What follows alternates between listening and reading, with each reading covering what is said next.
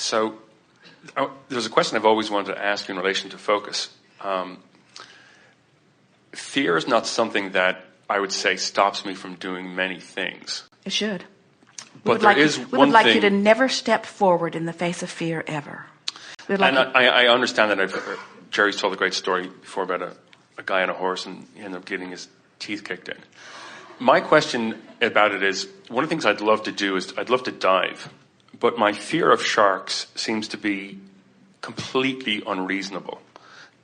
The chances of being bitten by a shark are, I think, less than you've been in a plane crash. Not for you. Not for you. They're not for me. Much higher for you. Exactly. I mean, it's. How do you think the shark chooses its lunch? I have an answer to that I won't give. But how do I use what you teach to help me get over the fear of sharks? Because I love being in the water. By taking sharks out of the equation. We said take money out of the equation, take time out of the equation. Now we're saying take sharks out of the equation. Because when you factor the shark into diving, you don't dive. Yeah. When you take the shark out of the equation, then Esther was watching television with Jerry the other night, and they showed a giant squid that they'd found somewhere. And Esther said, do you remember when that was the way they horrified us in movies? It was always a giant octopus that wrapped its arms and legs around our boat or whatever we were in. Esther said, oh, wouldn't it be lovely to go back to the time when that was the biggest thing we had to worry about, was a squid. What we're wanting to say, Jerry and Esther were snorkeling a few years ago, and all of a sudden, a whole bunch of people who were native to the area, who were on the boat with them, jumped in the water. And Esther said to the guide, why did they all jump in the water? And he said, someone saw a shark. And Esther said, I'm confused. That's when I would be getting out of the water. Why did they jump into the water when they saw a shark? And he said, because the shark is interesting. The shark is a wonderful beast in the water, and people who swim know that. In other words, they know that the shark is not looking for you. But I think it's looking for me. Just like you would be the one that would get the speeding ticket if you were worried about that. You'd be the one that the shark might tease a little bit and chew on maybe a little. But we've been playing with you. But here's what we would do. If we had a passion to do something, but a fear of something involved in it, we would find a way of convincing ourselves that we could have one without the other. So we would do things like we would talk about, well, I will dive in the areas where sharks are very rare. Or I will dive in the areas where people who have seen the sharks understand that they are peaceful. Or I will send others out ahead of me, and if anybody sees a shark, then I will just get out of the water. Or I will always dive. I will go to the Bahamas, or I will go to the Caribbean, or I will go to Hawaii, where the waters are so clear that I can see very far away. And I will always have big fins, and I will not swim very far from my boat, so that when I'm using my very good eyes and I see something that I don't want, I will be able to retreat if I'm wanting to. I'll just take baby steps in this until I convince myself that I am as safe and as warm and as well in the water as the fishes in the sea. In other words, and when I get to that place in my mind, so that it feels more like I want to go than more like I don't want to go. In other words, that's what we meant earlier when we said, if we were standing in your physical snorkeling flippers, if we were standing in your physical snorkeling gear, we would not get into the water and feel fear at the same time. We would take the time to resolve that feeling of fear, and we would work on it enough in our mind that the feeling of fear is replaced with a feeling of enthusiasm, with a feeling of adventure, with a feeling of excitement, with a feeling of wanting to be in the water. And then when you feel like that and you get in the water, oh, what a glorious experience it is. There are so many people, they're well-meaning but so misguided, who believe that they'll help you by pointing out potential problems. And they don't realize that pointing out the potential problems just activates the problem within you and prevents you from going to the solutions that you would naturally find if it were not for their well-meaning prodding. Sharks are not a problem. Sharks don't want anything to do with you. Okay. Sharks are happy in their environment. When they're hungry, there are far better things for them to eat. They're not after you. They're not after anybody. So that's all downstream. Now you're about to say, but what about the guy that got eaten off his surfboard? Well, I was just about to say, the last time I went to Hawaii, I got to tell this story. So the beach that I was in, I was very careful. I got on the water. I managed to turn the fear blinker off. And I went out 14, 15 feet. I could see what I was doing. It was clear as day. It was beautiful. And my confidence built up and up and up. And eventually I was going out further and I was diving down a little bit deeper. A week later, somebody was attacked on that exact same beach about 20 feet from where I'd been swimming. And it was a young girl. Her arm was actually bitten off. And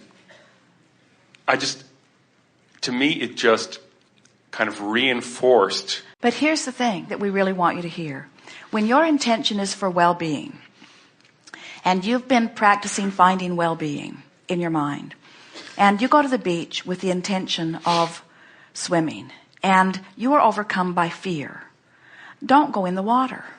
Oh, I understand that. But when you feel fine, then go in the water. In other words, you cannot measure what happens to other people and then use it as the impetus to help you decide what you will or will not do, because you do not know what the vibrational attitude of any of that was, you see. Right. So if I'm feeling good, I basically won't be bitten. Is that what you're saying?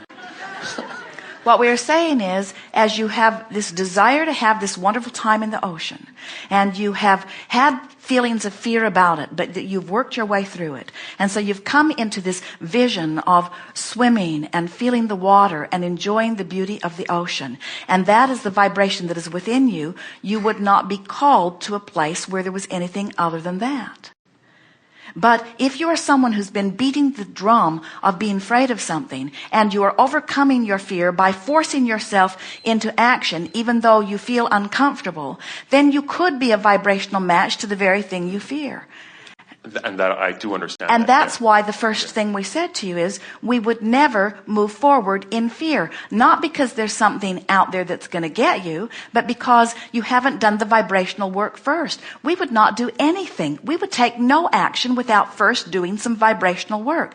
It's what the process called segment intending is about. We would not drive across town for dinner without sitting in our car and feeling appreciation for its performance, an appreciation of our clarity and our ability to drive, an appreciation for the other drivers, an appreciation for the roadways. We would get into a mode of appreciation before we drive anywhere, not because we're trying to keep from getting run over by a truck, but because in that appreciation, the best that traffic has to offer us would be ours. And if you do that drive after drive, day after day, before you know it, you're only in alignment with well-being relative to that subject and the next subject and the next subject.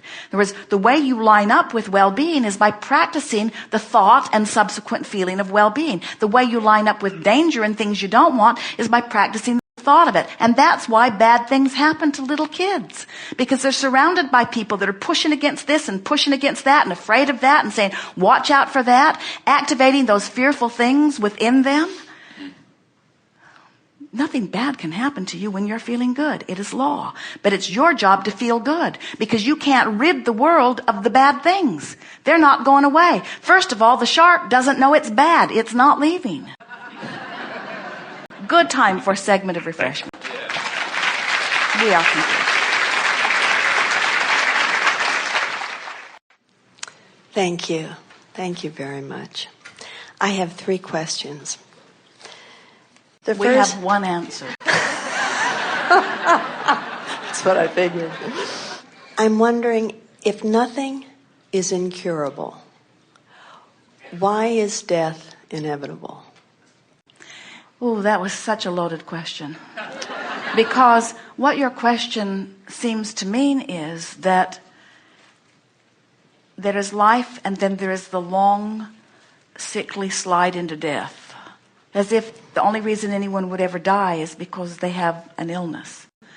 In other words, it's hard for you to conceive that anyone would want to die. And we say, you understand that you want to be born into this physical body.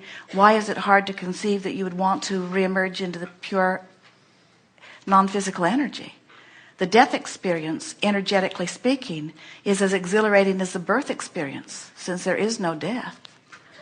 We like to call it croaking. We like to be as disrespectful as we can, because there's no such thing as death. Did you feel the depth of the resistance in the human perspective relative to that, though? Yes, I think so. I'm trying to assimilate what you're So saying. ask the question again. So death, croaking. Ask.